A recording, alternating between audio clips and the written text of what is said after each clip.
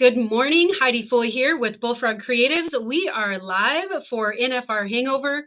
We have a round 6 and round 7 recap, so I'm going to make the intro, as short as I can, because I'm kind of a talker. So before we get going, I want to give a shout out to Cinch Jeans.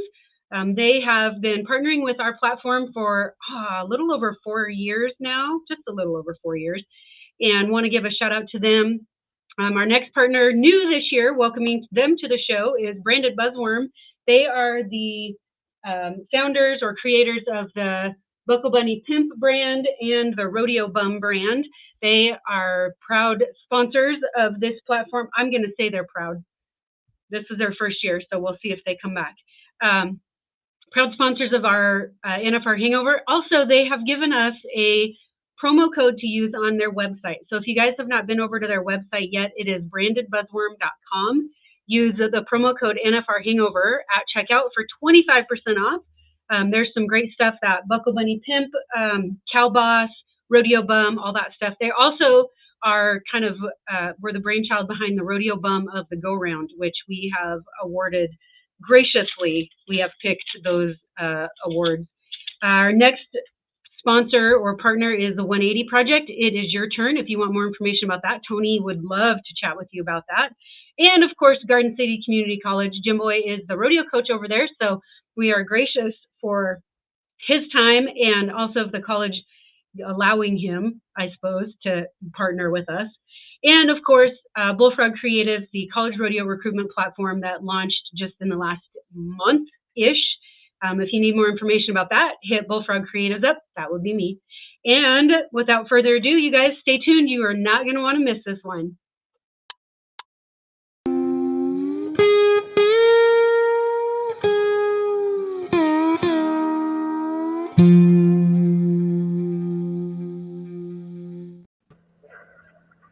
I almost did a countdown again. That music, it's not very lively, but it really kind of fits when you're on round 6 and 7 recap. Oh, yesterday Tony, was a long day. Hi. Did you say today was a long day?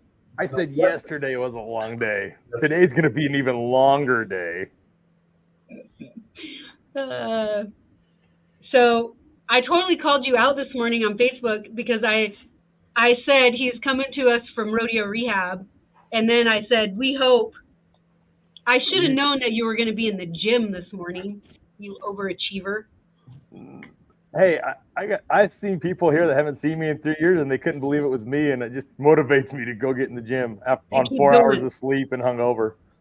Oh, but it's really cool, as I've had 3 or 4 people come up to me that had seen me in May, and they're like, man, you inspired me. I started working out. I've lost 10 pounds. I'm jogging. I mean, it really is very cool. Yeah, for sure. I think you're right up there with inspiration, Tony. So that we don't tell you that very often because we don't want your head to get big. It's getting smaller. Look, my hat's too big now. I gotta look like a bareback rider on the dance floor last night, so I didn't lose my hat. Oh my goodness! What happens in Vegas stays in Vegas. Not with cell phones.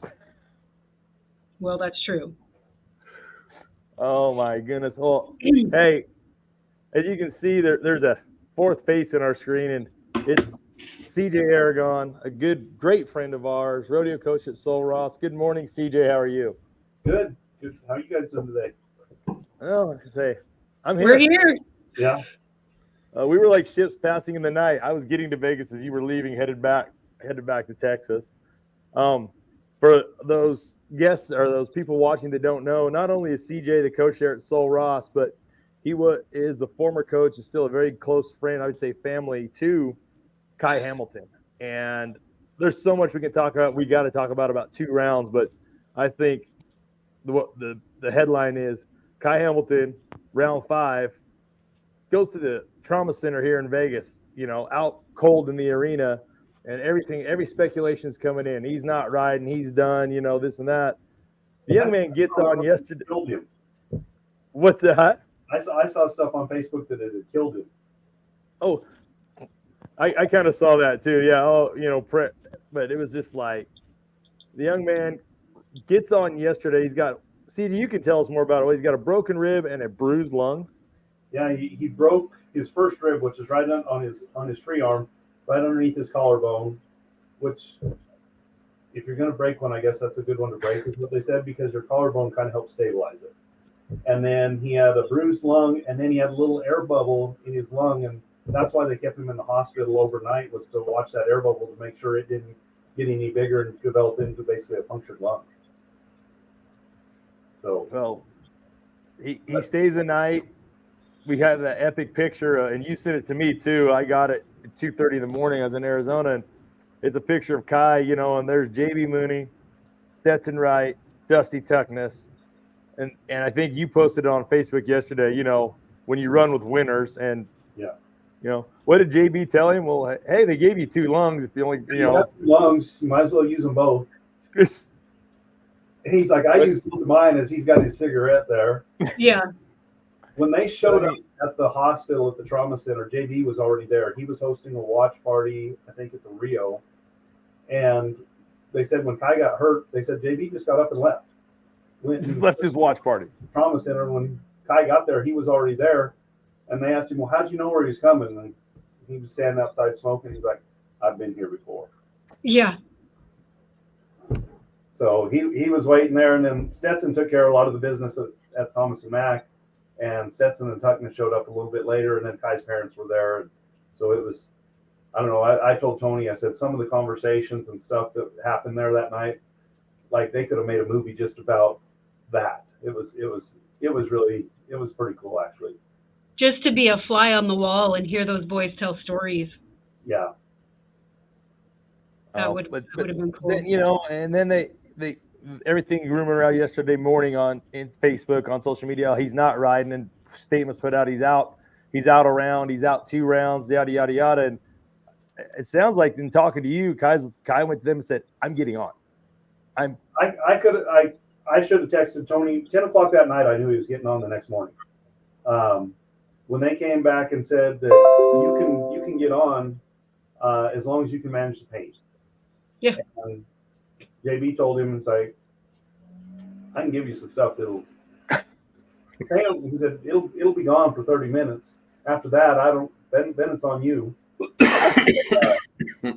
They talked about what they were going to do, and then he knew what bull he had drawn in the 6th round, and he had that bull several times before, and he had won a lot of money on that bull. So, as Kai said in the emergency room there, or not the emergency room, but the trauma room, he's like, I can ride him in my tennis shoes.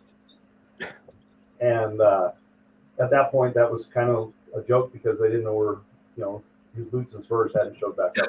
So they were still somewhere in the Thomas and Mack. Yeah. Well, I know that ride. I got to watch that ride yesterday morning from the laptop, or from the car, where I was watching it on my iPad. And I mean, just, you could tell he was just as comfortable as a guy could be with a broken rib, bruised lung, and just rode that bull. And for them only having, I don't know how many people in the stands, because it was just family, friends, first responders, and students that were still, and that place sounded like it was extremely loud for, being at half capacity.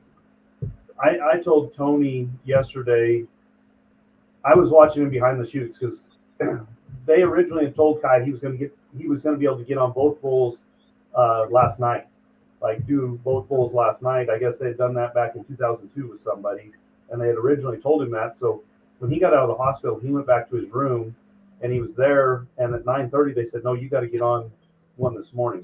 So I think it was one of the Wrights ran him back over to Thomas and Mack, and he got all his stuff ready to get on. We didn't think he was going to get on. Tiff and I were at the trade show, Lit and Lauren's shop, and Cheryl texted me, and Donnie Gay texted me. He's like, hey, he's getting on this morning. So we went over to the Cowboy Channel booth where they've got the big TV, and we watched it there. And it was pretty emotional to see everybody there and watch it there. So who is they?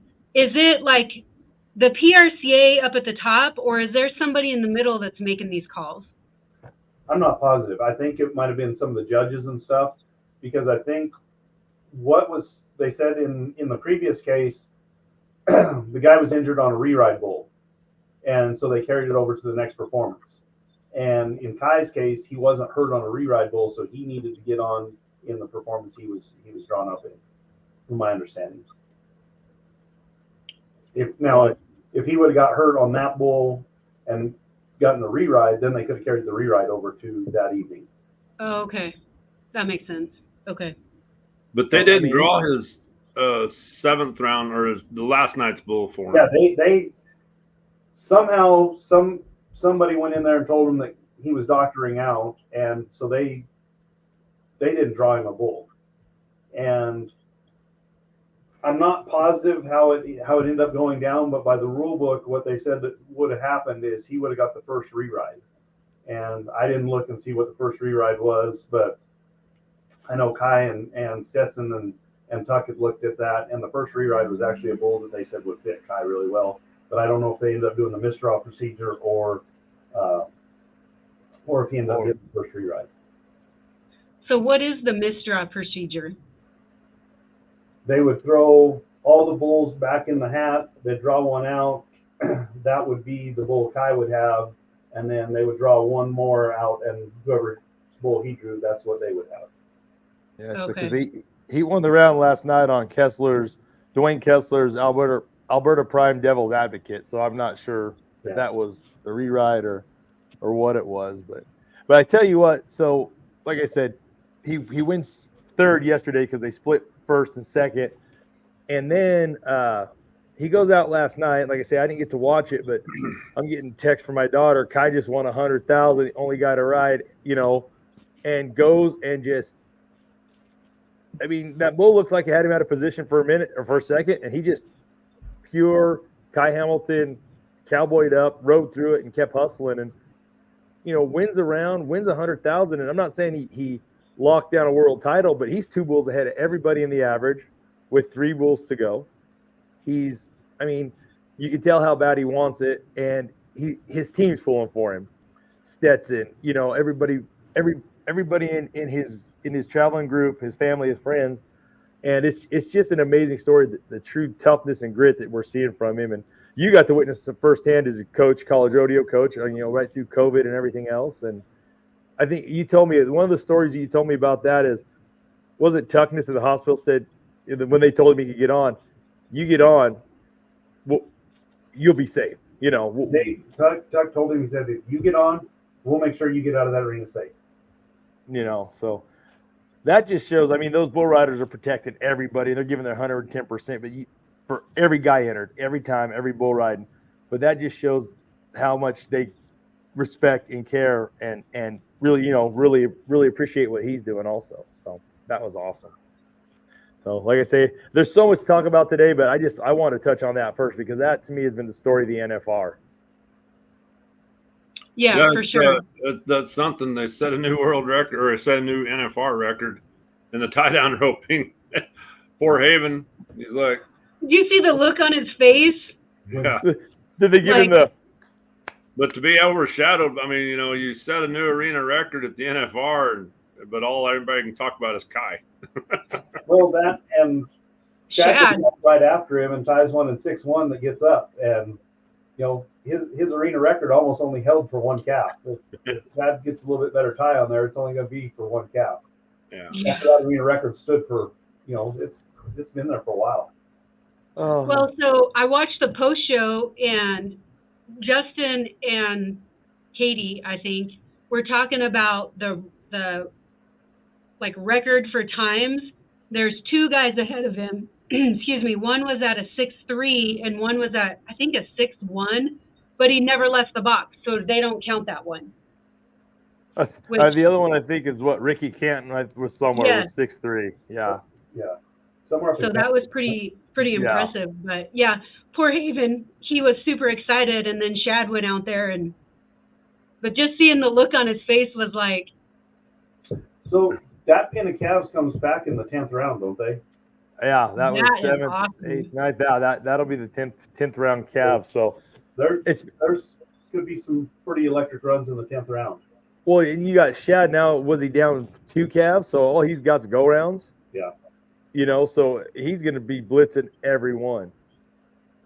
And he can. Oh, let's say with 90,000 left in go round money, there's nothing safe. Yeah. Oh my goodness. So what? Let's talk about round number 6, the morning slack perf, and it's the time event guys. That was nothing new for him, Jim Boy. That was just another. It's a slack run. Okay, it just happens to be in Vegas. Yeah, the team ropers might be requesting slack from now on in the NFR. Every run, every run is going to be running slack in the team roping. Do not give the PRCA any ideas. That'll be the way to get breakaway in the building. Hey, team ropers, you're going to run in the mornings. Yeah, that way they can just stay at the South Point in a row. I was going to say they'd stay at the South Point and they'd go into the World Series. Yeah, we're just going to have an NFR setup over here. We're going to run 15 in the morning. We'll televise it, and then we'll just let you guys jackpot. Maybe that should be our question for social media today. Instead of the one yesterday, do you want instant replay or breakaway? And maybe we should say, how about we just move the team roping? They like it better that way. Well, let's move the team roping to the South Point and bring breakaway in. I will say my healer has redeemed my team roping pick a little bit the last 4 rounds. So now, who did you have? I had Hunter. Oh, there you go. Yeah. Hey, So, I tell you, hear some guys say that perf was pretty neat. They I heard some guys say that was a pretty cool perf. They enjoyed it. Well, it seemed like there was a decent crowd anyway, so it wasn't super dead. Less stress on them too. It might have been just a tick more, not so amped up.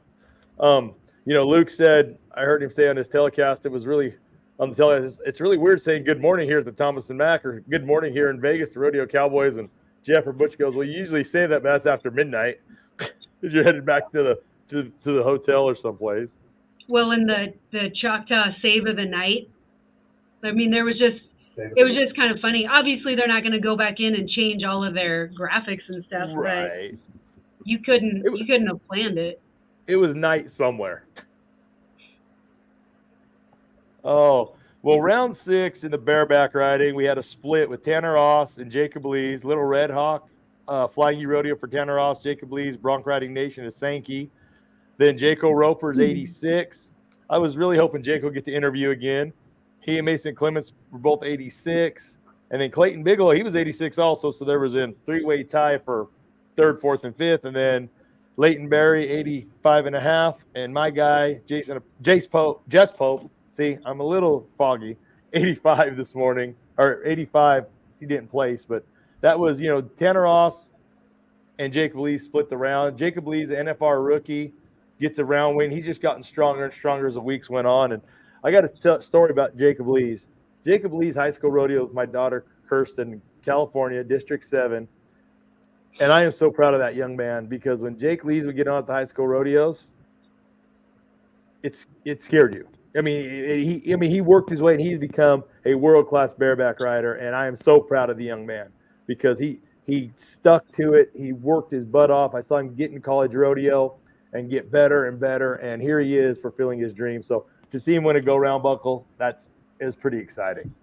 He had a shot a couple years ago at the college finals to win the national title, and should have got a reride in the short round, but they're pretty stingy with him in the short round, and it probably cost him having a shot to win the national title.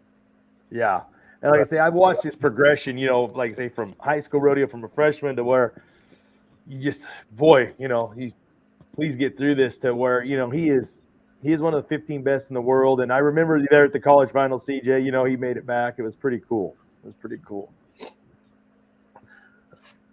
then we steer wrestle in round 6. I got to get to it. And my guy, Dirk Tavener, 3-6, breaks through. And he's fixing to place again last night, but clipped the barrier. And then Stan Branco has kind of been on a tear. I guess his 10, 12-year absence from the finals made him real hungry here. He's 3-8 to win second. Ty Erickson, Wegaspack, and Nick Guy split 3rd, 4th, and 5th at 4 flat, and Stephen Culling was 4-1 in yesterday morning's round. So anyone notice Wagon Spec holding on just a little bit longer there at the end every time. Yeah. Yesterday morning was kind of a, hey, look, he's clear. Yeah. So Stan's riding Dirk's horse too, isn't he? is he riding Dirk's horse? I think so. And that horse is flat getting across the line right there. He's working really well in that building.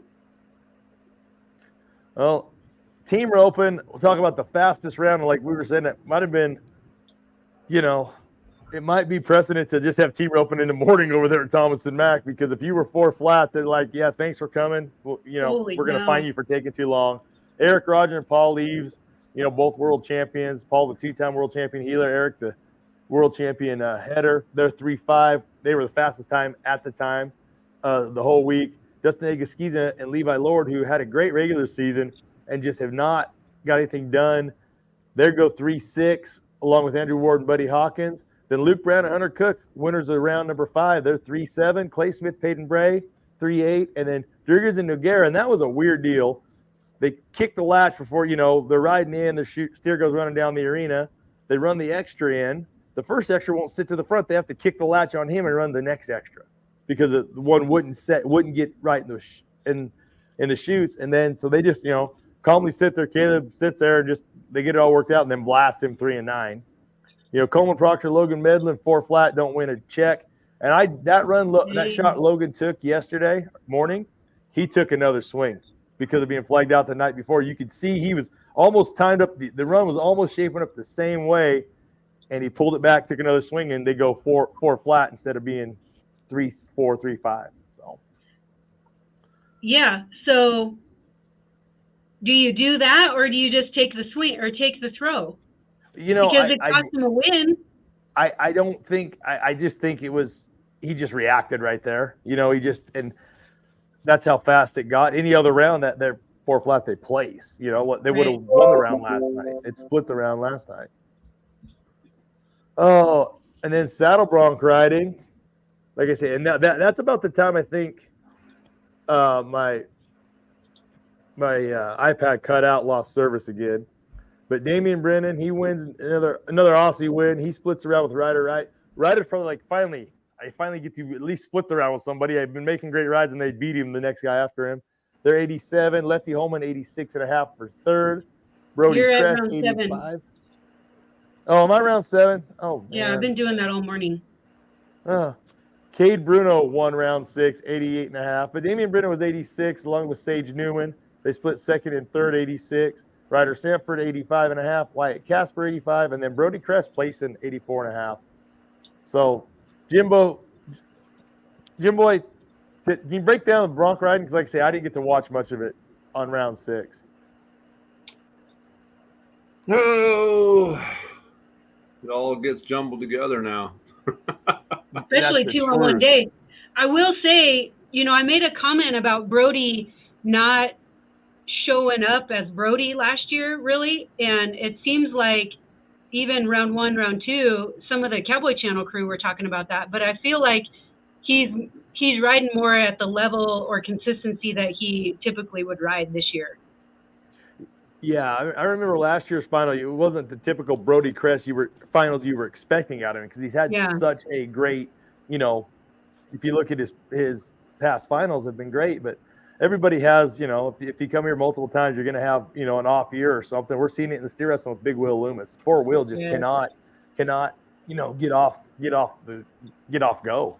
But a couple that jump out at me, Dawson Hay, he's having hell. Ben Anderson's having hell. Sage Newman, he's kind of been, he either draws good or he hasn't been drawn so great. Zeke's giving him hell, Zeke's doing Zeke things. Yeah.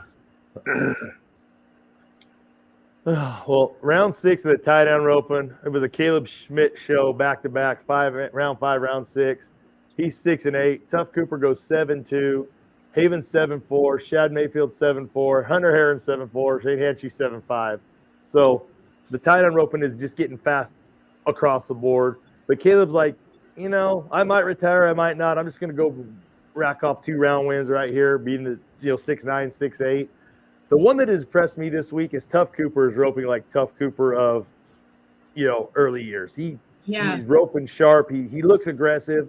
And I know last year he was hurt. I think he had the quad or hamstring, or he had some injury last year, and he toughed through it. But he actually looks the best Tough's looked at the finals the last 4 or 5 years, in my opinion.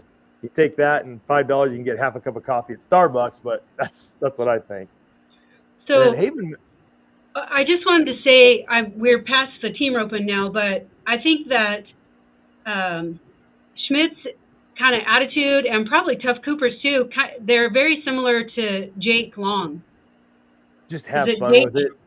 Yeah, where he's in a completely different headspace, and they're just really more enjoying the experience than putting so much pressure on themselves. And I really feel like when you would get to that stage, it flows. You just get in that flow space. Speaking of the team roping, did you have something? No, I was going to say no. Go ahead, Jim. Boy, it was nothing relevant. Did any of you guys? Did you guys see Coleman Proctor's post yesterday about getting flagged out for the crossfire? Yes.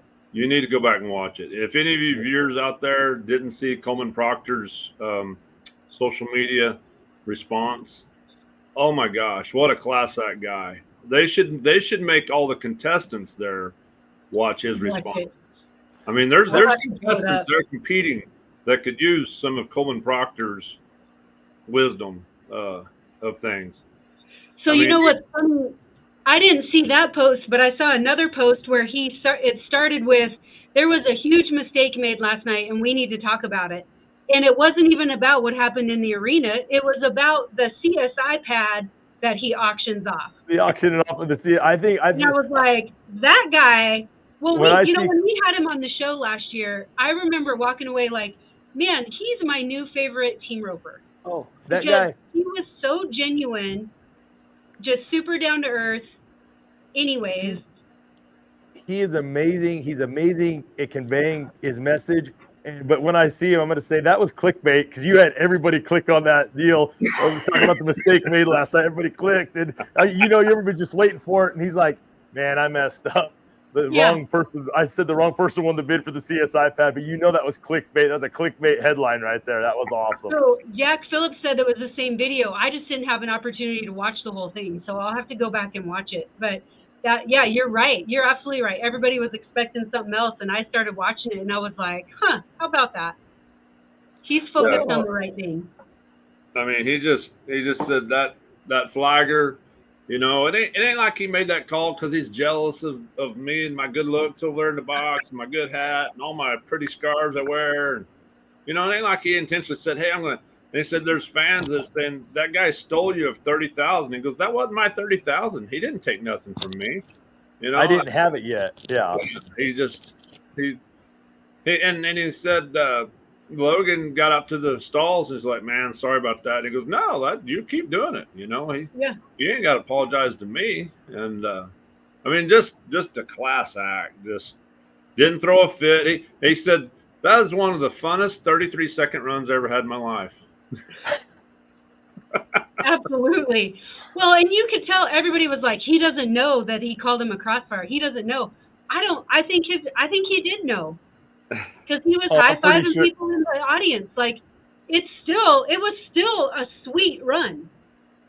And crossfire. I feel like people in the arena are handling the situation a lot better than people online. Well, people online, armchair quarterbacks. So, no, but I'm gonna, like I say, Jim Boy. I think this is the Brooke. Jim Boy, I copied Jim Boy's deal. Very simple. No, yes. The crossfire rule. Simple. No, yes. Oh. Patrick Mahomes needs to watch it now. Come on, because if they would act like the NFL players, they'd have chased the judge around with their rope, throwing it at him around the Thomas and Mack, just chasing them, like Cowboy and Indian style. Have you guys seen that commercial that they play? It's a musical number, something with football players. I don't watch football, but with football players.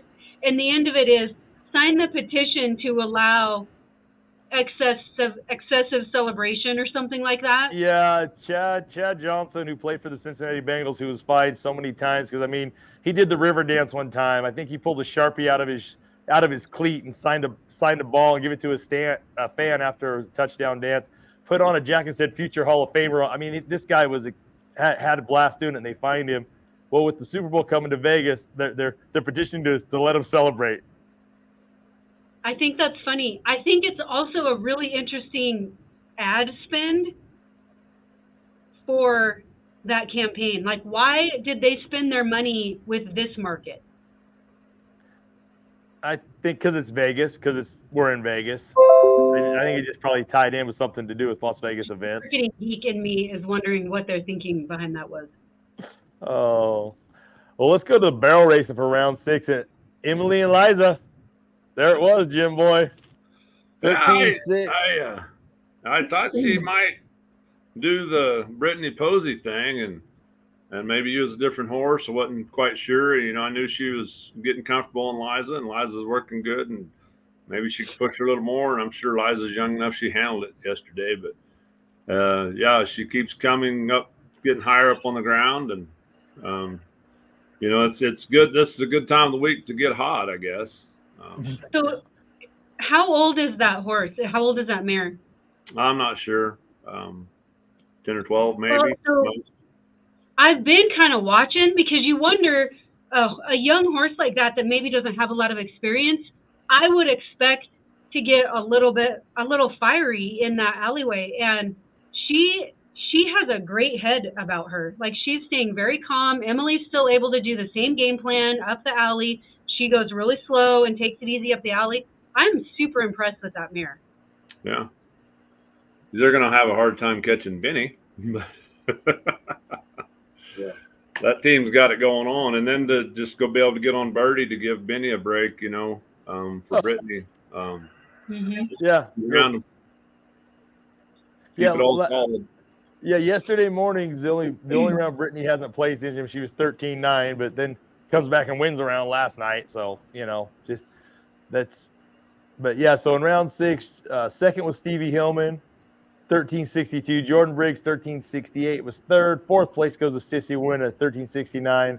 Summer Coastals, 13.73 was fifth, and Jessica Rotier was 13.79. You know, that rounded out your top 6.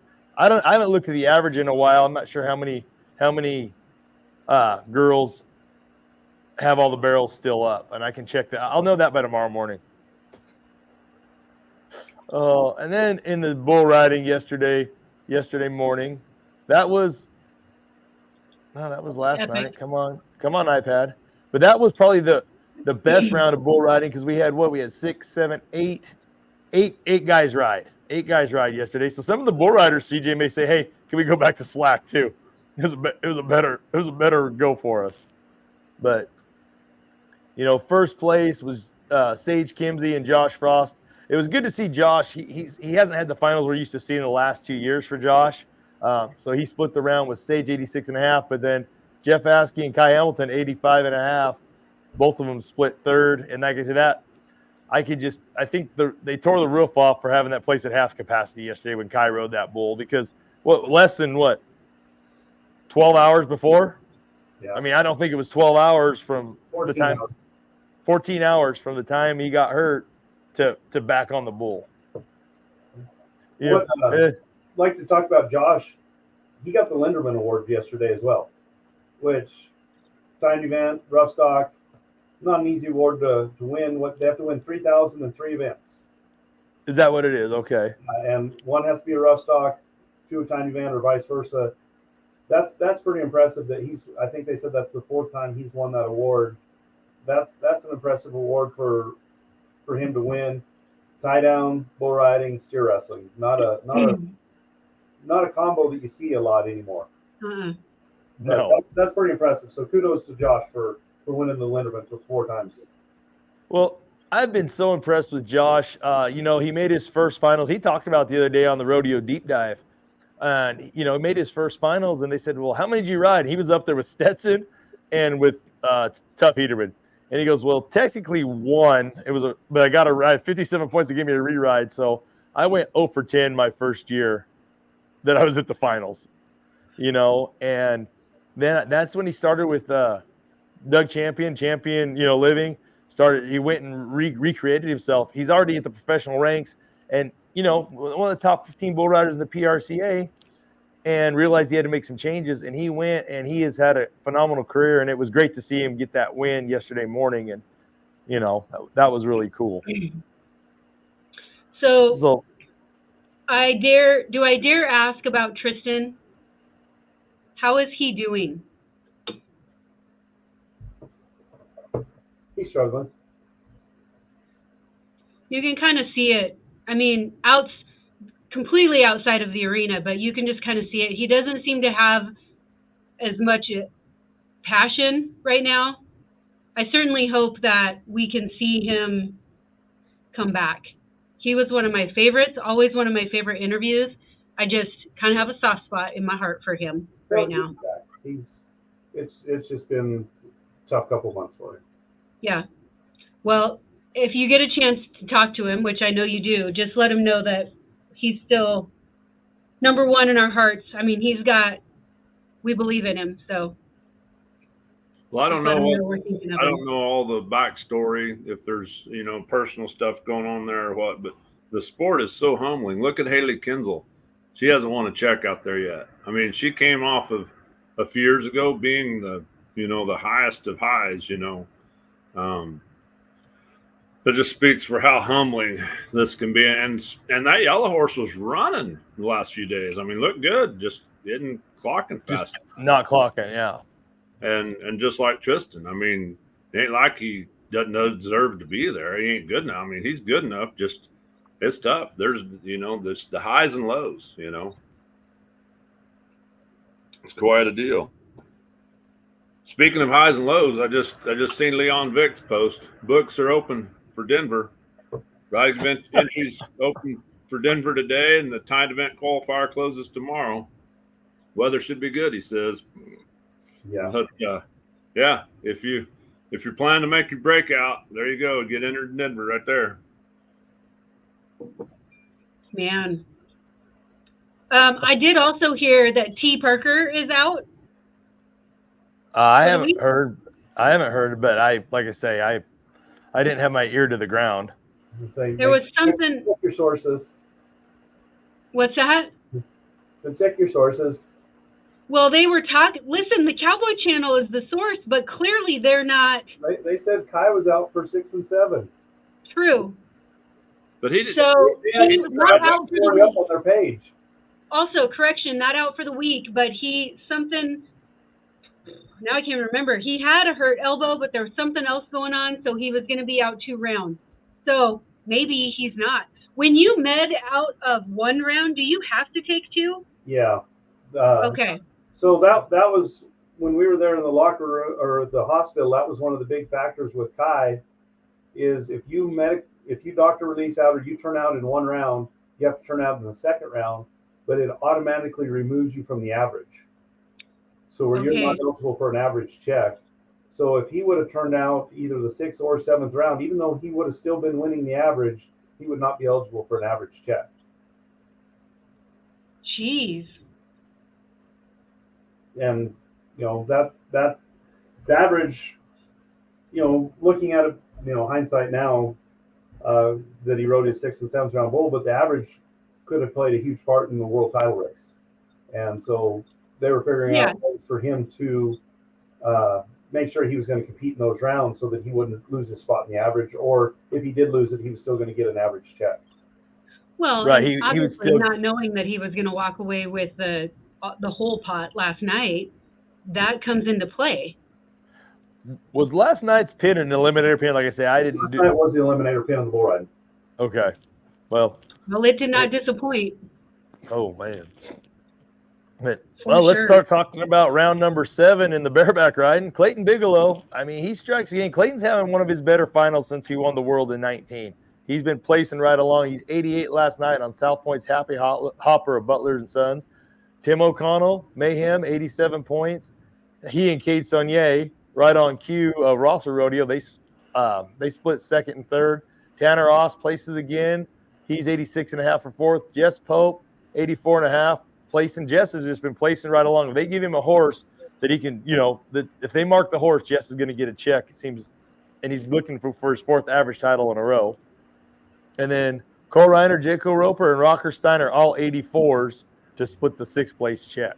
So I think in the bareback riding this year, it seems like the matchup with the riders and horses are more important than they've been, it seems like, in the past.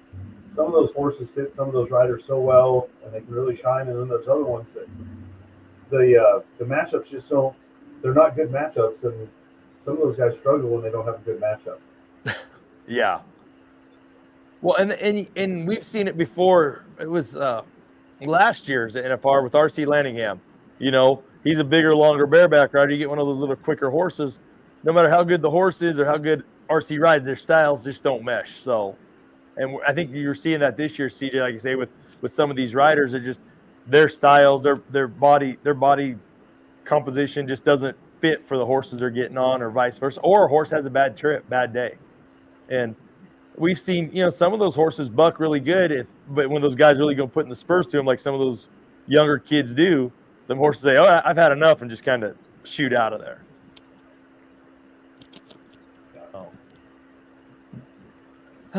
So Jerry just said, I think this is about T. Parker. They said he had a hyperextended elbow. So we'll see if he does actually med out. Sorry, backtrack a little. No, you're good. Hey, that's the thing. That's what we love about this show, Heidi, is there's no rhyme or reason. We just, squirrel.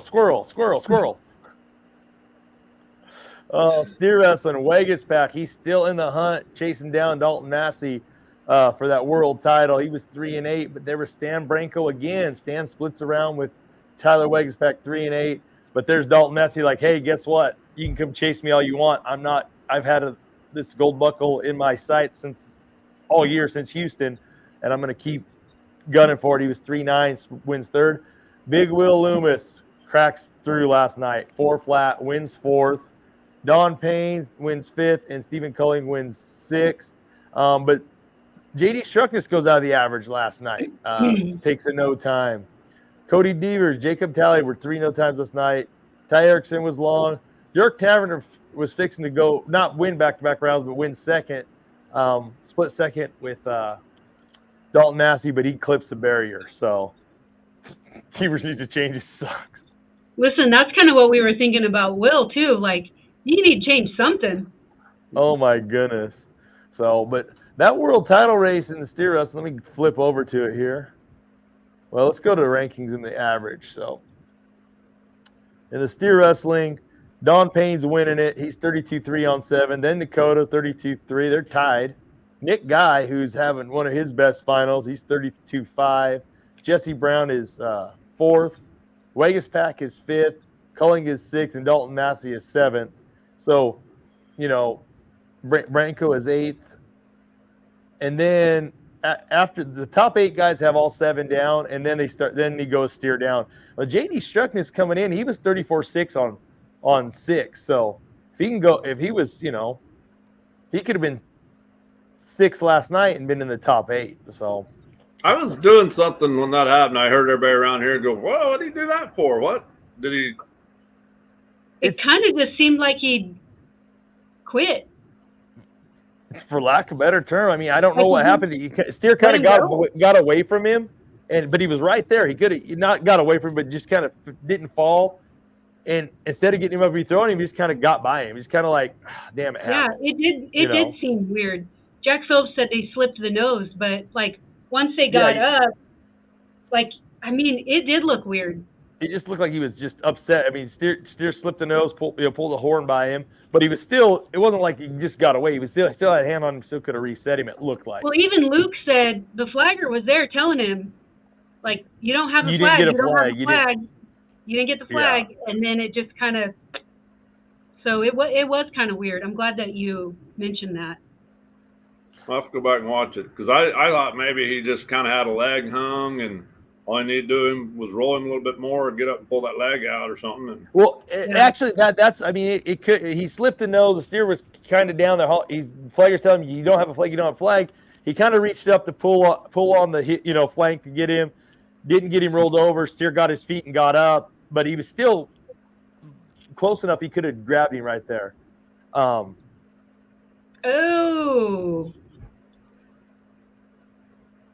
That puts Okay. it in a little perspective. Well, yeah, that's.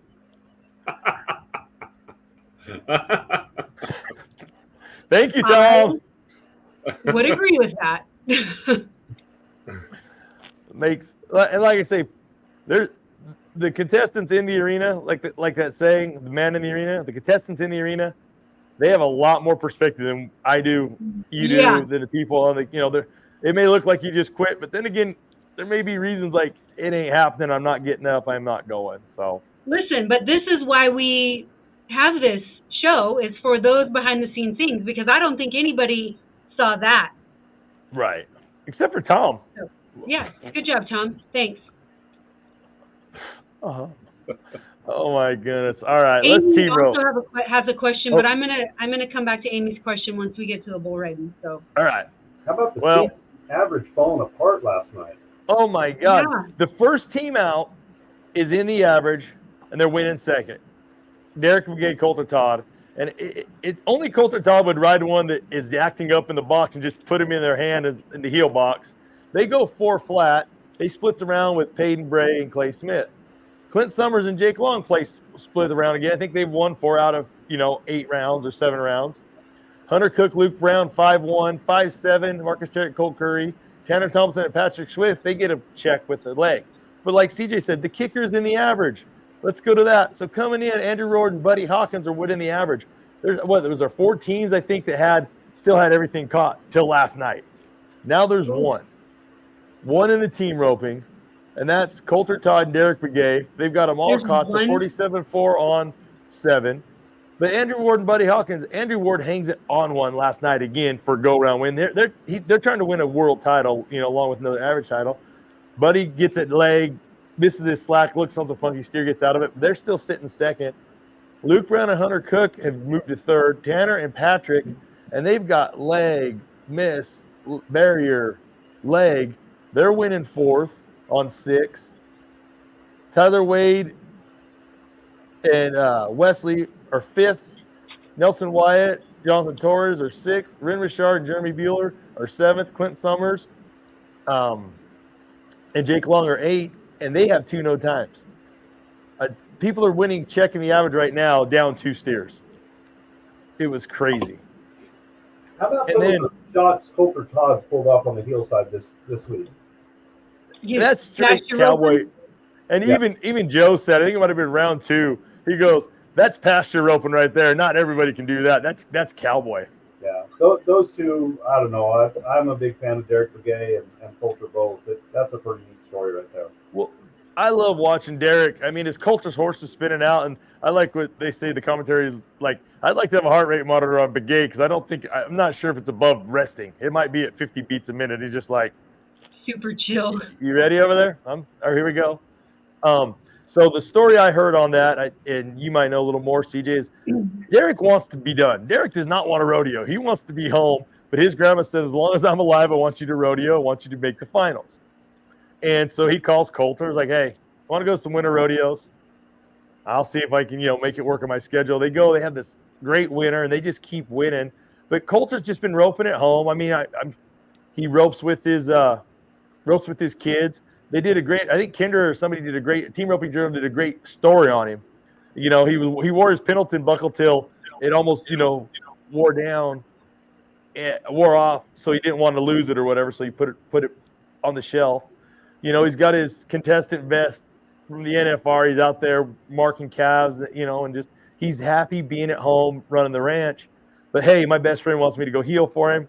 All right, I made the finals head, and I'll go heel. And can't remember if he made it 2 or 3 times, but he turned a bunch of steers for Caesar. I know that.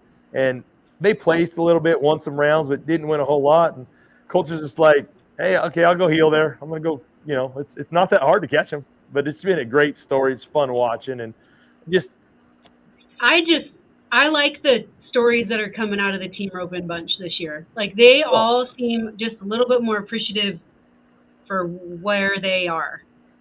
Well, and you can tell they're another one.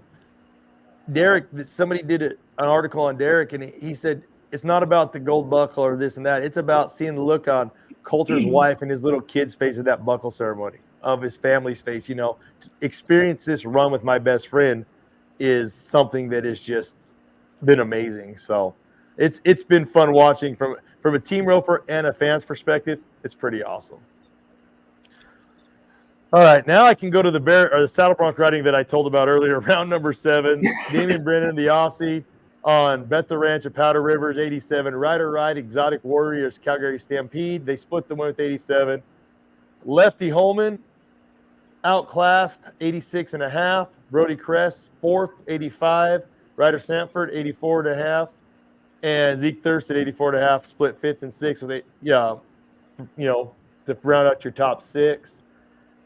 Zeke doing Zeke things, Ryder, clawing his way in there, but Zeke the freak. He just and I feel like Zeke kind of gets lost in the mix of what's he got, 3 gold buckles already? Just in the shuffle of with the Wrights and with Stetson and Ryder and everything going on.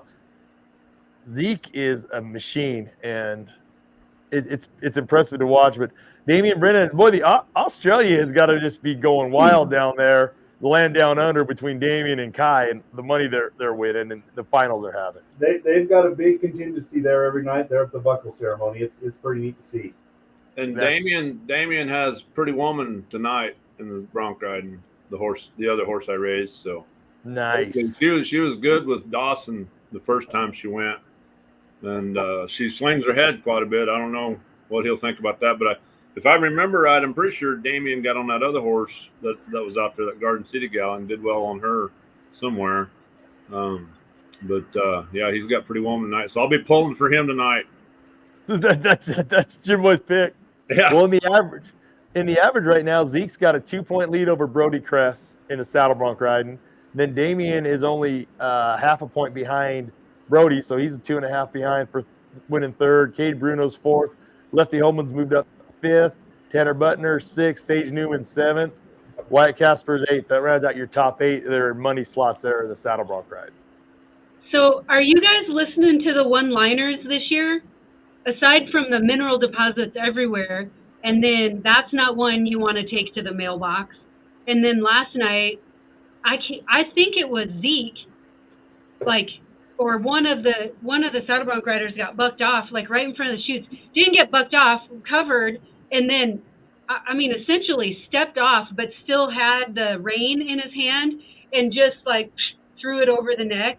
And Butch was like, "That's why saddle bronc riders are always so classy," or something like that. And I was like, man, it did look kind of weird. He literally just stepped off and threw the rein over. I could not have been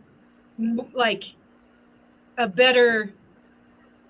You couldn't have done it any better. Just got off, landed on his feet. I'm done. Oh no, the commentating's been great. I mean, Donnie Gay is pure gold himself, Was it Wyatt Casper? Yeah. Yeah. And then Donnie's comment. Donnie the other night, the night Kai got hurt, that they were going to pull him off because of what he said. Oh, got the dog shit knocked out of me. We were talking about that. We wondered if he was going to get in trouble. They threatened him? Well, he was worried that they were going to get after him about it. Him and I were texting back and forth, and he was pretty embarrassed that he said that on TV. Well, but you got to be Howard Cosell or Clem McSpadden to not lose your cool, to not have in a situation reaction like that. Yeah.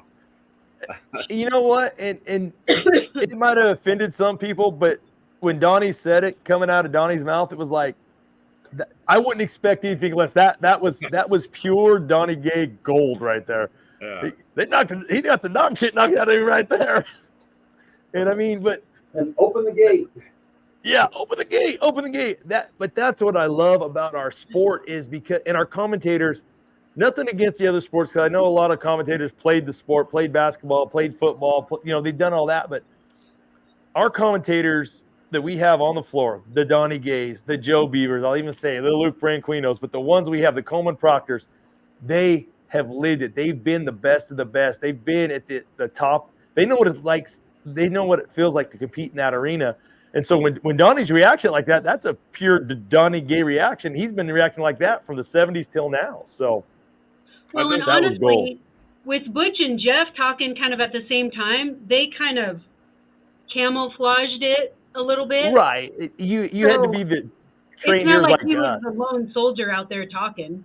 Right. Well, and you've got to be like us who pay attention to that stuff. Hey, that would be something I'd say. Yes, it is. Something you'd hear in the practice bin, isn't it, Jim Boy? Do what? Said something you'd hear in the practice bin, isn't it? Oh, you got the DS stomped out of you on that one. Well, Coach, well, it's just goat time. I was holding the goat for the goat tires. Well, she run you over. Well, we've got a TikTok that went viral here at Sul Ross. I think I've shared it with Tony. We had a football player come to practice one day, and he was behind the buck and shoots when we bucked the bareback horse, and somehow he gets run over by said bareback horse and hits the fence. And they've got a pretty good TikTok about it that I'll send it to you guys so you can watch it. But it's got several million views now. That's awesome. And the great thing was, it was our football team's leading scorer. And he had to sit out because he was in concussion protocol. The kicker. From that, he was in concussion protocol from that. Yeah. Whoops. That's good stuff right there. Hey, talk about electric now. What about that tie-down roping last night, you guys? I didn't get to watch it, but Haven Medjan, 6-4. Corey Sullivan, 6'9". Tough Cooper, 7'2". He's back-to-back 7'2s twice yesterday. Gets good checks. Hunter Heron, 7'3" for fourth. Russian Mitten, NFR rookie, breaks through, 7-6. Best run of the night, wrong round to do it in. Wins fifth, and Kincaid Henry, 7'8". Riley Webb, who's your world leader, 8'1", and they're like, yeah, you get out of the arena. You took too long. And then, I missed it, but Jim Boy, you were saying Haven steps out there 6'4", sets a new NFR, arena record, and Shad 6'1" right behind him, but his calf gets up. Yeah, the look on Haven's face was like, you got to be kidding me. Like, no way. Just like, yeah, what? It's kind of like that one night. When was the last time that happened? Who was it? Fred and Cody? It was Fred and Cody and Jeff Chapman and Marty Becker. And I think the first 7-6 was around the record at the time. Ronnie and Ricky Hyde that night before was, sets 7'5", sets the NFR record. Well, the next night, I think Blair Burke steps out and he's 7'2", but there was like 3 in a row, and I think Marty Becker missed his hooey to be 6'9". But there was like they held the record like till they rode out of the arena. The next guy went like 3 in a row. It was I remember that. That was when they stood over in the alley. That's when they had the alley. They could watch it. Right, yeah, they would come up. Right, Yeah, they come up the other side of the arena. You just yes. Oh, but yeah, Haven 6'4". Yeah, 6'1". Oh, he got up. Oh, okay. But it was like a balloon popped, like a little kid lost their balloon. His face was just like. Well, and we were talking. I think CJ, you brought it up. This pin of calves comes back for the 10th round. I think. Yeah. So it could be very electric there. And I tell you what, Haven is having an outstanding finals. But Riley Webb, he didn't win last night, but he's dang sure, he's kept the mash down on the gas all week. He's placed. I mean, he didn't place. He was 7-7 and 8-1 and didn't place the last 2 nights. But Haven's won round 7, split 3rd, 4th, and 5th in round 6, 4th in round 5, 4th in round 4, 4th and 5th in round 3, and 2nd in round 2. Haven's placed it every round but 1. He's winning the average by a little over 2.5 seconds. Then Riley Webb's winning 2nd. Tough Cooper's 3rd. Kincaid Henry's 4th. Caleb Schmidt is 5th. John Dausch is 6th. Shane Hanshe's 7th. And Corey Sullivan's 8th. So Brandon Bookworm is watching. Shane's been struggling there at the finals this year. Shane, it happens. I think it goes back to last year, CJ. Remember he lost his horse right before the finals, I think it was. And he's even said, and Joe's mentioned it, you know, Shane just hasn't found, well, his good horse, the one he won all the money on this year that he was really tapped off on, they think they might have strained a suspensory or something, breaking in or running the calves in the first day they were here, and they ran the first 2 calves on him. Just didn't quite feel right, so he's got off, you know, got on other horses, and he hasn't got tapped off in true Shane Hanchy fashion, it looks like to me also. To answer that question, where's Blair? He's kind of staying closer to home, as all of us. Father Time's catching up, you know. He has been going some open rodeos, but he was at the Indian National Finals Rodeo there at South Point just a few weeks ago. So he is still going a little bit. He had to watch out because Coleman Proctor was entered, and Coleman will tell you about him entering the tie-down rope at the Indian National Finals. He was on the Purina pregame show with him and Luke, and they had Shad. They had Shad, Riley. They had calf ropers up there. They're talking about calf roping, and he goes, well, you know, I was at the Indian National Final there at South Point, and Shad goes, didn't you roll your ankle? Coleman goes, yeah, let's not talk about that, Shad. Let's show a little grace. You were late to our show, and we didn't bring it up.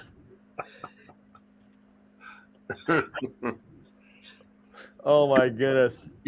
Hey, Brittany goes 13:47 and wins a round last night.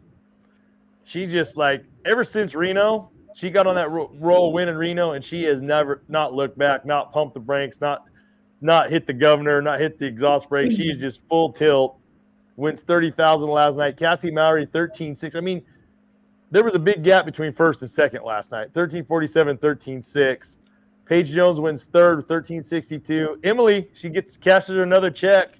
13.68 last night. Summer Coso 13.69, and Lisa Lockhart 13.70. And Lisa, that's kind of we haven't hit on yet. Became the winningest WPRA barrel racer. Money won 2 nights ago, passing Sherry Survey. So, yeah, and Brittany, didn't they?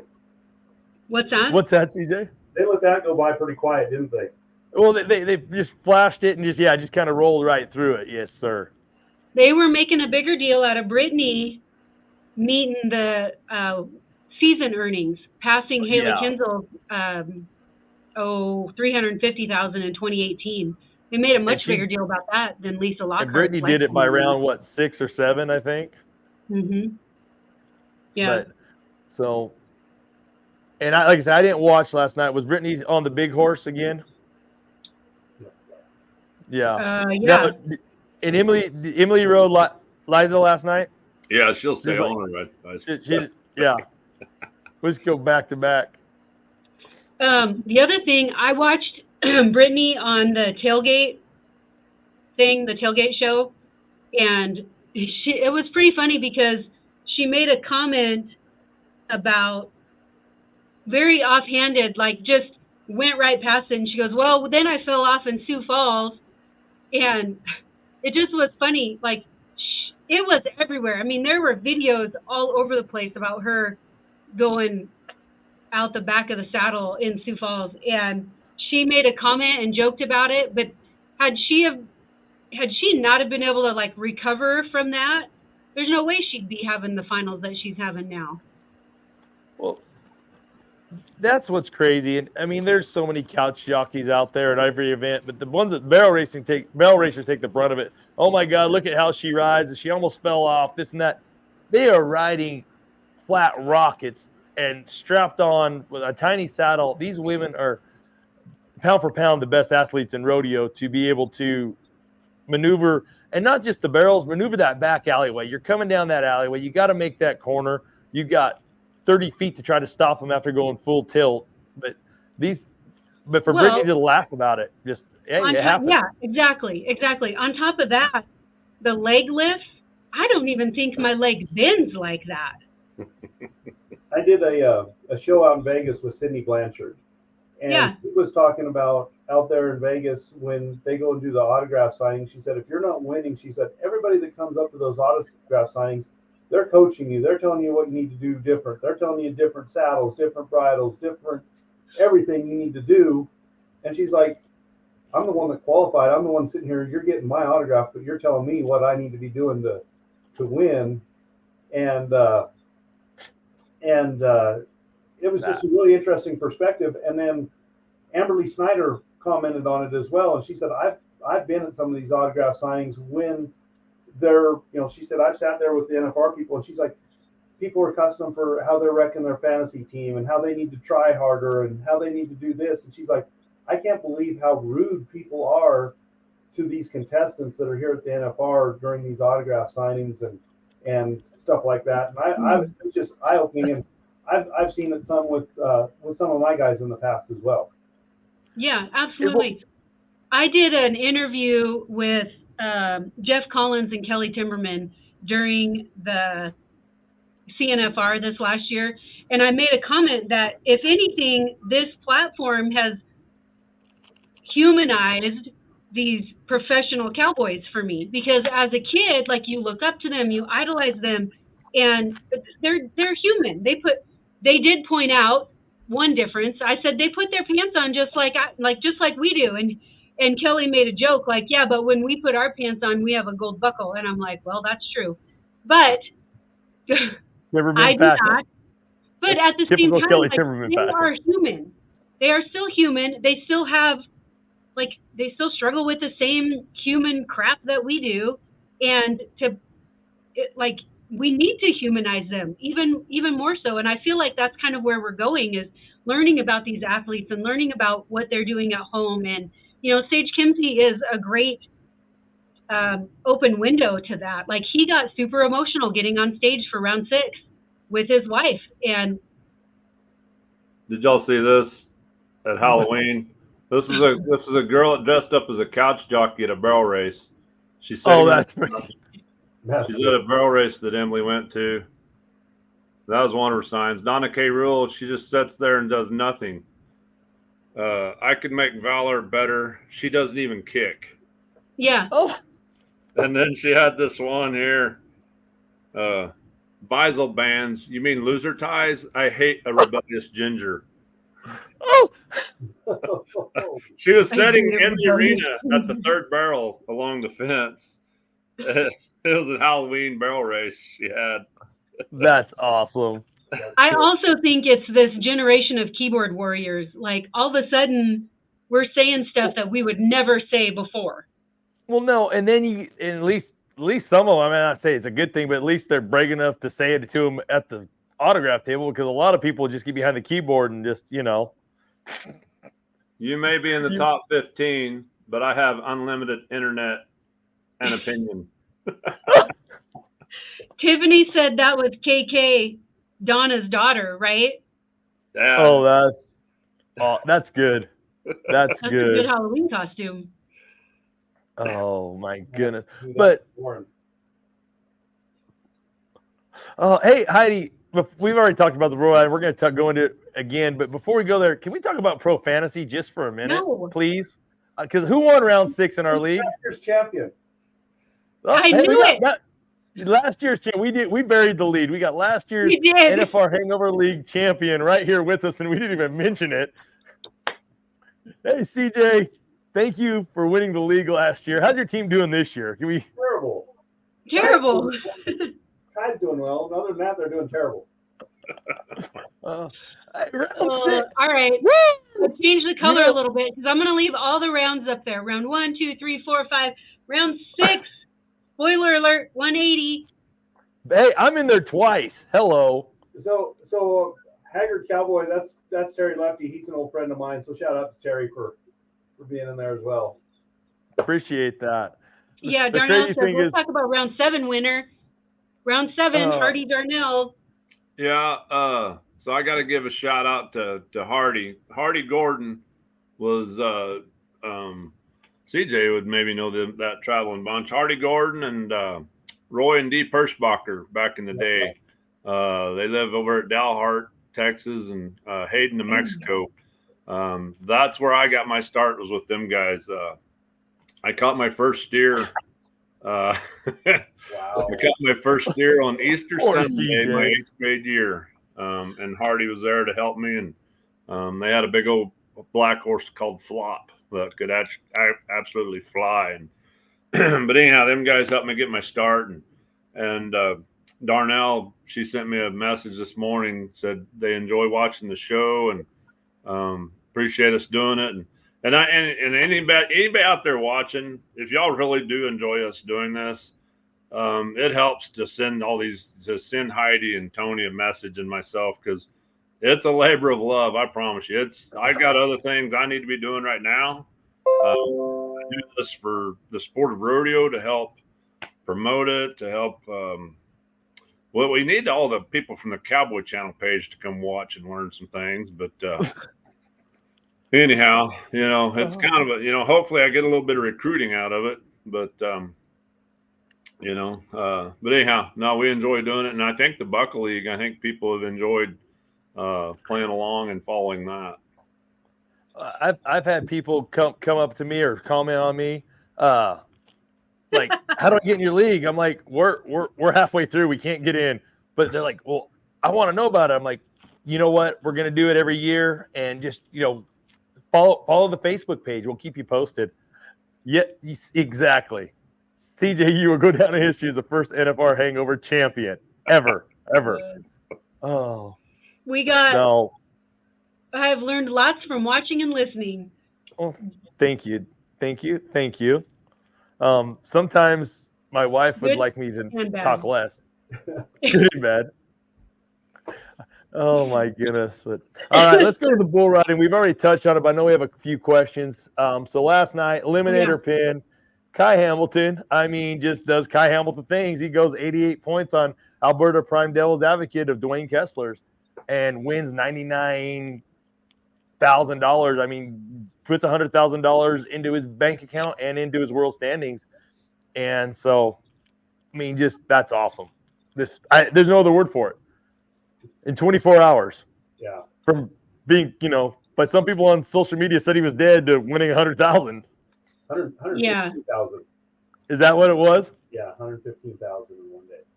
Between round 6 and round 7. I'm going to brag a little bit. The 2 largest checks ever given out in PRCA that count for the world standings. Last year, Tristan Hutchins, 10th round of the NFR. This year, Kai Hamilton, 7th round NFR. Full Sil Ross guys. Pretty cool. That's pretty awesome. But the question that you just had up there, the other night they discussed that in the that came up in discussions when we were there at the hospital in the trauma center, and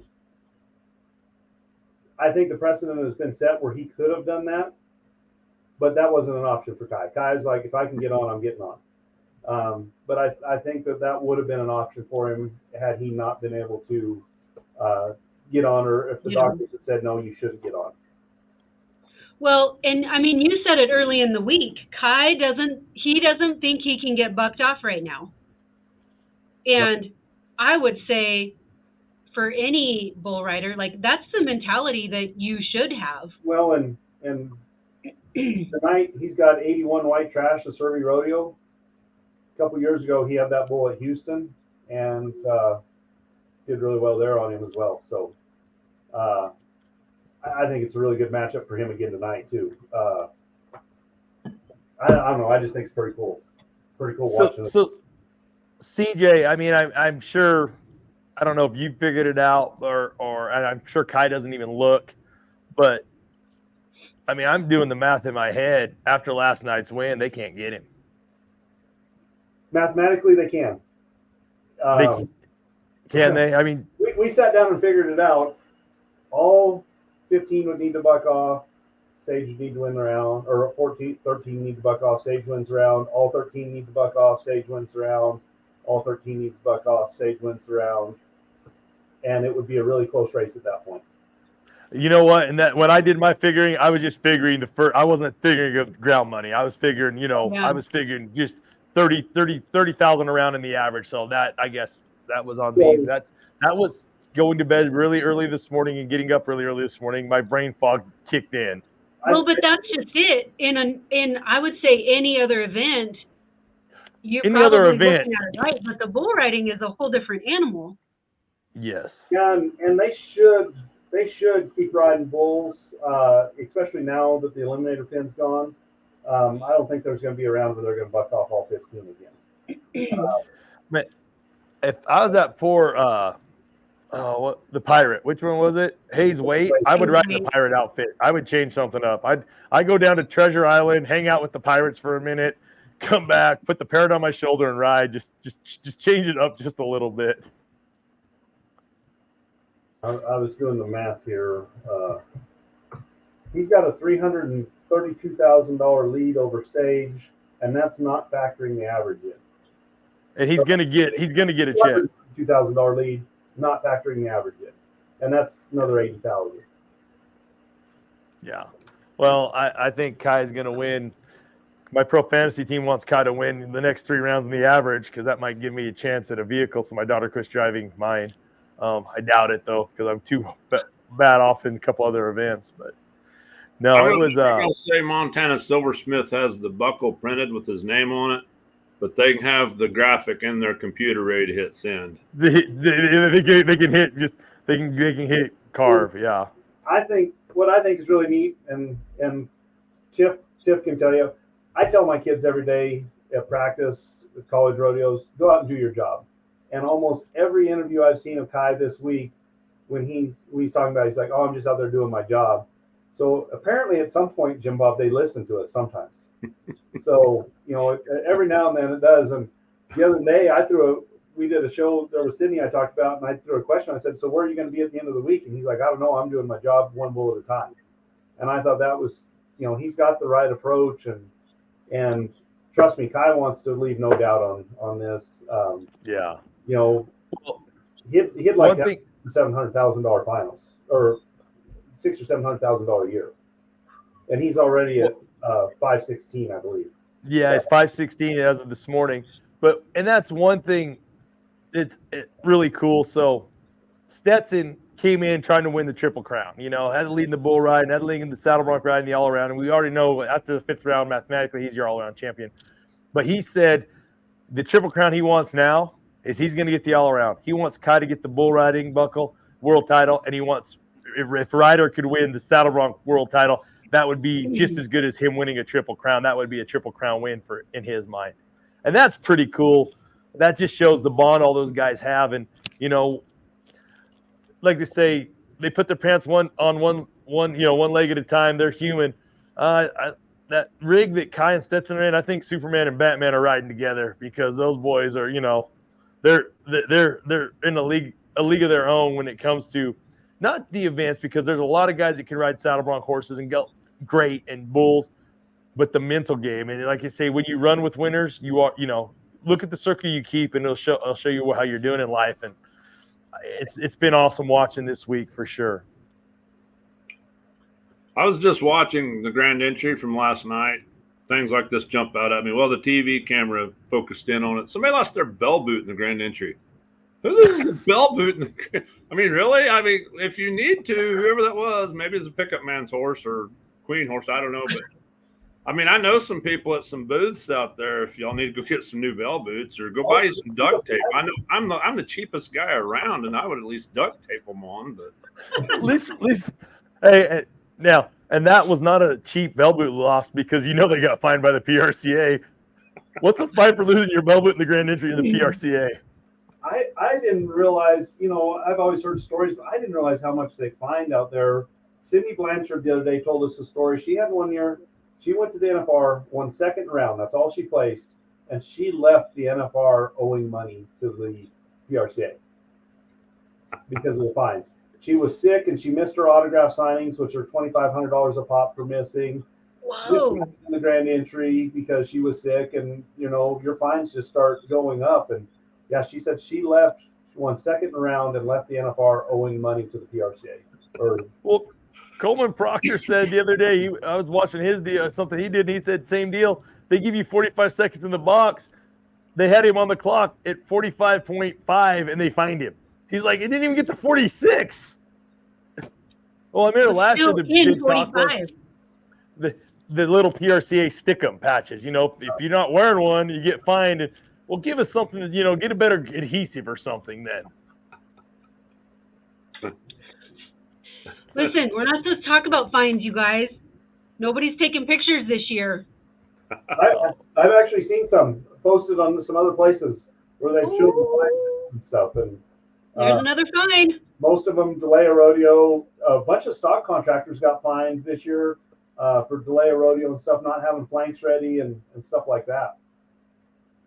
On the list I saw, there was like 4 or 5 stock contractors. Did you see the flank man last night? Was that Connor Reagan? Maybe, I don't know. His latigo broke, I guess his rivet broke or whatever, and that horse was going to buck. That could have been around winter, I think, in the bronc riding, and the horse still bucked good without. I mean, he lost it right there in the gate, and that's pretty frustrating when that happens to you. So, I think you guys have touched on this in previous years, or I've heard it. I think I heard it from you, Jim Boy. So, if a horse or a bull, if they give a rewrite on, they're out of the draw for the rest of the rodeo. There, correct? I think potentially, yeah. Really?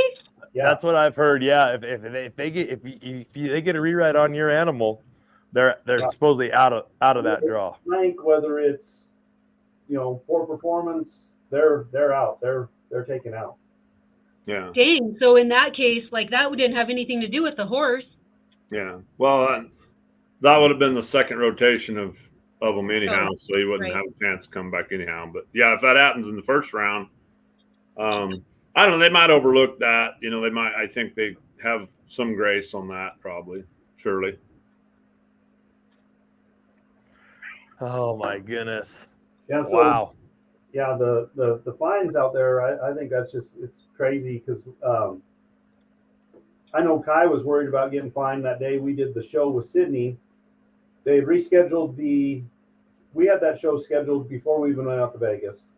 They rescheduled the performance, and when they rescheduled the performance, they rescheduled the autograph signing for the bull riders, and it overlapped with the show with Sydney. And so he was trying to figure out to make it to both. And he's like, well, I really don't want to miss the autograph signing because I'll get fined $2,500 for missing that. So we rolled him to the back of the show where he came on at the end. But still, they changed all their schedule, but they didn't allow for those contestants that already had stuff set up and scheduled. They're like, well, you got to change that schedule because we're changing your schedule. And they got that schedule changed at 10 o'clock that night that their autograph signing had been changed. And then he was expected to change all his other commitments after that. So in a normal year, I guess when their schedule doesn't change, when do the contestants find out what their signing schedule is? I'm not sure. Because I know, like, I reached out to a handful of contestants pretty early. I think we all did. We were trying to be a little more organized this year. Something new we're trying. Anyways, we reached out pretty early to contestants to get them on, and they were like, let me check my schedule. I'll get back to you. I mean, it ended up working out with Marcus and Will, but that would be good to know in the future, I think. But again, we could have been stuck between a rock and a hard place on yesterday with that performance, but it worked out. But some of them, it isn't just the mandatory PRCA signings; it's their sponsor obligations as well. Yeah, right. The signings, you got people wanting to take you to eat lunch, do this or that. Yeah, and you don't want to say no to that kind of stuff. One thing I do recommend all the contestants and spectators do out in Vegas: hydrate. Yes, hydrate, emergency, vitamin C, all the things. At almost every trade show I went to, I saw those deals where you can go get the IV infusion, where you can just sit down and they plug an IV, so you don't have to sit there and drink a bottle of water. They just hit you with an IV and you down and recover. Tomorrow morning show, I'm just gonna have to be like this. Well, there was one I saw advertising, and I don't know the name of the company, but they would come to your hotel room and hook you up with an IV if you wanted it. They're at the South Point. Man, last guy I know that invited some company to his hotel room got robbed, so I don't want people coming into my hotel room. It wasn't me that got robbed. I don't want to know. I'm telling you, that rodeo rehab thing, I keep pushing it, but it looks cool because I have seen 2 or 3 ladies that I know sitting in pictures in those chairs getting their hair done. We're going over there today. drinking Bloody Marys and getting your hair done. That's when I get off this. That's where Charlotte and I are going as a rodeo rehab. Please send me pictures. Charlotte, can you please get your hair done? Because that's like the worst thing in the world for me to have to do every day. And clearly, I don't do it every day. But I saw that, like, I am going to be there next year, and I'm going to be there next year because I'm going to get my hair done every day. Somebody else is doing it. Jim Boy, we're going to be doing the NFR Hangover show from Rodeo Rehab Blowout Hair Bar. Listen, take your hat off, Jim Boy. Let me see. I don't know if there's a lot they can do for me here. Maybe they could get a little polish in there. I went to Trevino's the other day. I stopped at Trevino's barbershop down by the Pens. He had to work on me to get beautiful for the show. So I'll save it up for next year. Yeah. I will not cut my hair until next year's show. I'll look like Rocker when I get there next year. My wife just hollered from the other room. She's not going to go for me not shaving or not cutting my hair till next year's show. She said no. Poor Tony. I can't do it. Poor Tony. Yeah, thank you. Thank you. Oh, my goodness. That's how you can get your cowboy hat to fit again. I'll just get a smaller hat. Honestly, if you guys look inside here, it's like layer upon layer of paper towel stuffed in there. We know where you can go, right? Jim Boy, didn't you get a new hat last year? Year before? Yeah, you'll get bumped by Rip getting in shape, but yeah. I don't know. Tony's big dog now. Oh yeah, I'm a legend in my own mind. Whatever. Oh. I think we all are. I got pictures with a midget hula girl last night. I'm not putting those on the show. I'm getting those pictures. All right, one more thing. Greg Girard, huge shout out to the guy pushing cattle out of the rope and chute. Looks like he took a little abuse on TikTok this morning. That's Hambone's brother, isn't it? I think so, yes. Yeah. How many years has he been doing that? Not enough to be tired of it. A couple of years.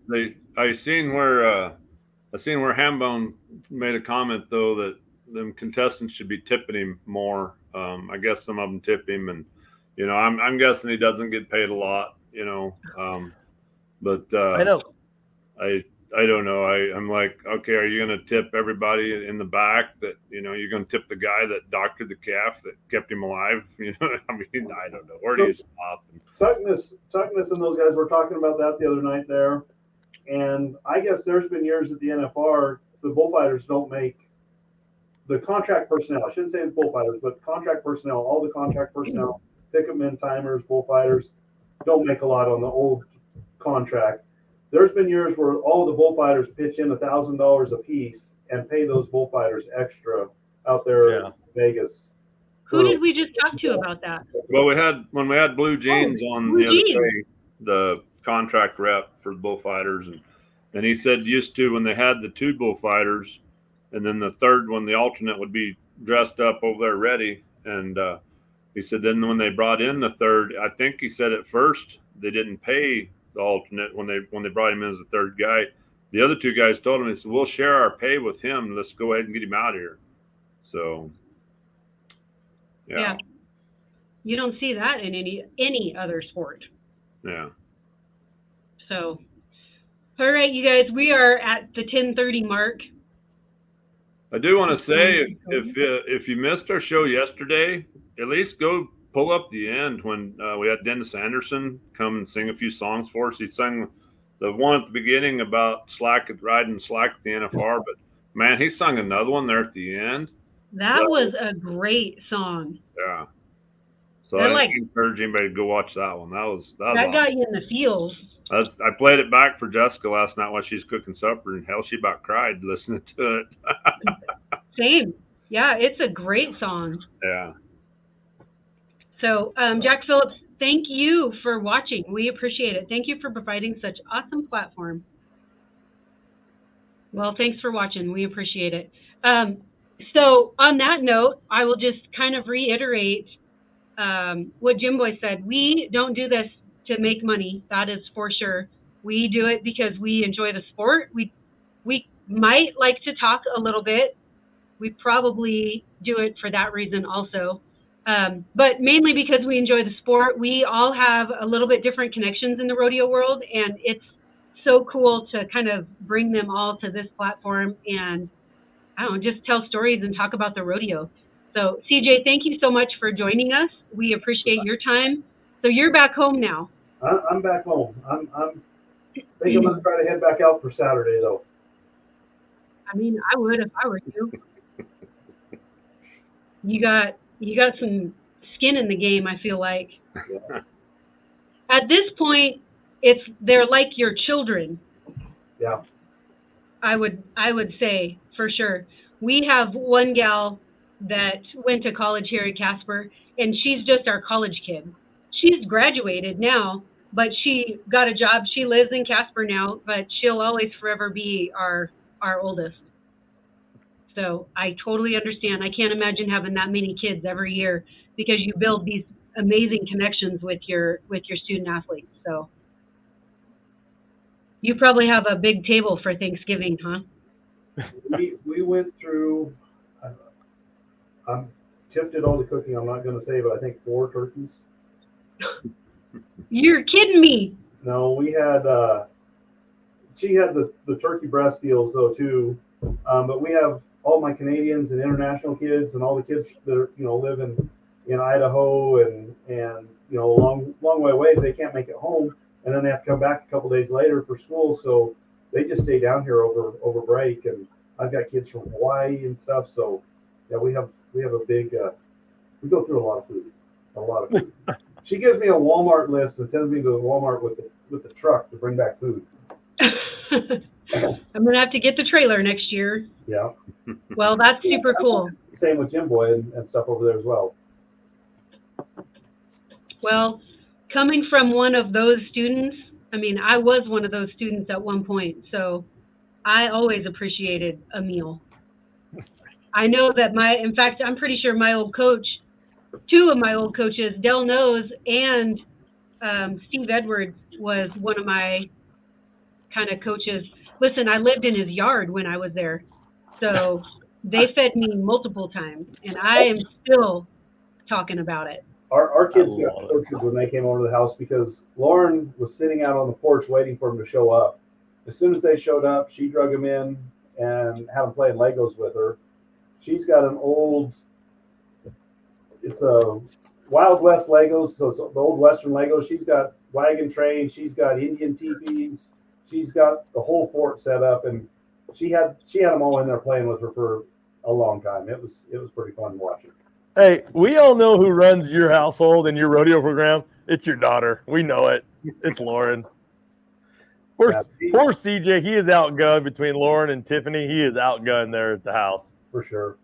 Lauren, she thinks Vegas is the coolest town in the world because I think she's been up on the stage at the South Point. She's gone twice now, and I think she's been up there seven or 8 times. She's got pictures with Emily. She's got pictures with Kai, Tristan. She got to go up there with Stetson. Like, she just thinks, she's like, Vegas would be awesome if there weren't all the casinos and people didn't smoke. Well, tell me this, but I know we got to get off it. This is one thing. So somebody's been saying all about Kai's language, and this and that. Tell me what Lauren told him before you went on the stage. We watched the buckle ceremony the first night when his language was colorful. We're getting ready to go up there the second time, and Lauren's, Kai, you got to keep it PG because I'm going up on stage with you.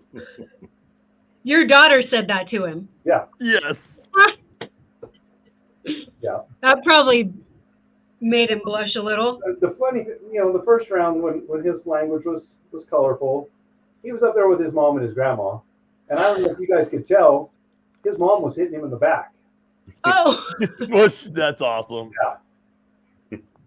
But oh, that's funny. Well, thank you so much. Thank you guys all for watching. We appreciate it. Again, if you do like what you see and you want to send us some stars, you can send us stars on Facebook. If you want to send more than that, then reach out to us and we can partner with you just like we do these other companies. So thank you guys so much. I'm going to throw these slides back up one more time. Obviously, we want to give a shout out to Cinch Jeans. for partnering with us, making these boys look good today. I love it when you guys do that. It's so funny to me. Also want to give a shout out to Branded Buzzworm. They were watching live this morning. I believe they're back in the state of Wyoming now. Brandedbuzzworm.com. Go on there. You can get your Buckle Bunny pimp, coffee cups, t-shirts. They have a ton of different branded merchandise. Also, we need to pick a rodeo bum of the go round. Use the NFR Hangover for 25% off on that website. 180 Project, it's your turn. Tony has the great example of how you can turn your life around. It is never too late to make some different choices. And Garden City Community College, he's our favorite rodeo coach. Oh, and CJ. I can't say that when there's another coach on. Jeez. Oh, jeez. Oh, I love it. That was when Will was on the other day and he was talking about things in their region. I was sitting there just kind of. Yeah.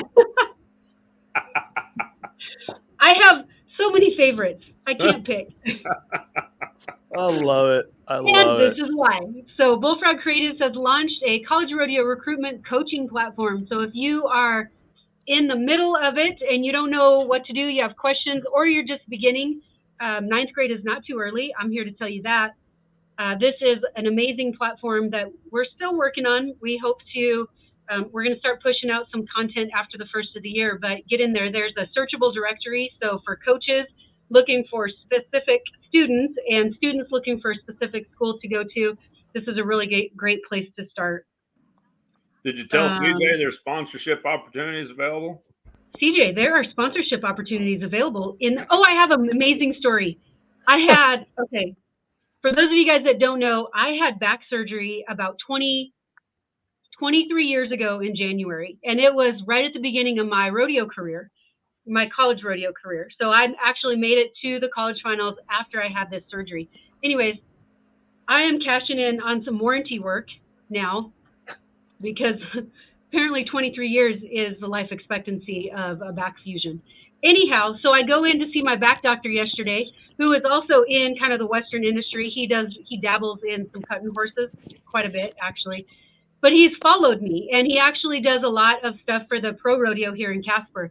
Anyway, so he's like, what are you doing now? So I start telling him about this platform, and he goes, I'm in, I'll sponsor that. So I got a new sponsorship from my back surgeon.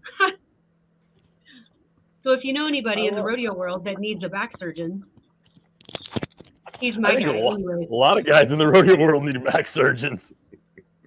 Maybe it is the right market. Maybe it is the right market for him. So we're super happy to have him on board. And we do have a vote for this is it. Wyatt Casper was the one that changed hands with his rein and tossed it over the neck. So what's the vote for? Rodeo Bum of the Go Round. So if you remember, CJ, back in the day, it's a Western slang used to describe a cowboy that's hitting the road hard. I was a rodeo bum when I was in college. I used to just hang out in Durango with the little weekly pro rodeo and go to it every Tuesday and Wednesday, and then I'd go other rodeos on the weekend. So yeah, I know. Yeah, we referred to them at the Cody Night Show. We called them night show bums. That was me. I seasoned my barrel horse at the night show. So Rodeo Bum is a brand that Branded Buzzworm puts out. So they are sponsoring our Rodeo Bum of the Go Round. We need two, right? We need two, right? We need round 6 and round 7 winners. We do. So my round 6, I'm Kai Hamilton. I mean, I go round 6 and 7. We're not going to double dip, but Kai has got to get it for round 6, and then I say you guys got to pick for round 7 because I didn't watch the highlights or any of it. My vote was for Wyatt Casper because that was pretty classy looking. And I vote for Rodeo Bum of the morning is me because I did drag myself out of bed to make sure I got here. My wife is happy there's a door in our room that closes her off. Should we ask Charlotte if she got you up or? No, I got up, went to the gym, sweated out the poison that they put in me last night, and got on here. I will admit this is a lot easier to do the show in the room than in the back of the car going down the road and holding I look like a helicopter pilot one day, and then Heidi said I had my thumb over the camera part of the time, and Then Jim Boy's making fun of me for glitching Yeah. out. Losing your signal, yeah. Oh, but CJ, Well- thank you for coming on, man. I know you guys got home yesterday evening, and We got home this morning. thanks for keeping me updated. You You got know what's home going on this with morning? Kai. Or Well, it was actually today when we got home. Well, Yeah. that explains why I got an email from you at 12:20 in the morning. Yeah, that's when we got home. When I checked my email. I love it. I love it. So, All right. you'll be back out Saturday. We're actually headed back to Texas on Saturday, so we're ships passing in the night again. You guys be safe, and Jim Boy and Heidi, it was a fun show, and I actually like to say not doing it from the back of the car has been a lot more enjoyable. I will agree with that. And tomorrow morning we have Jill Franzen loading on, and she was also checking her schedule because they were expecting a baby on Wednesday, not Jill. I was like, she Her had it on brother, Thursday, and she's John gonna be on and our his show wife on.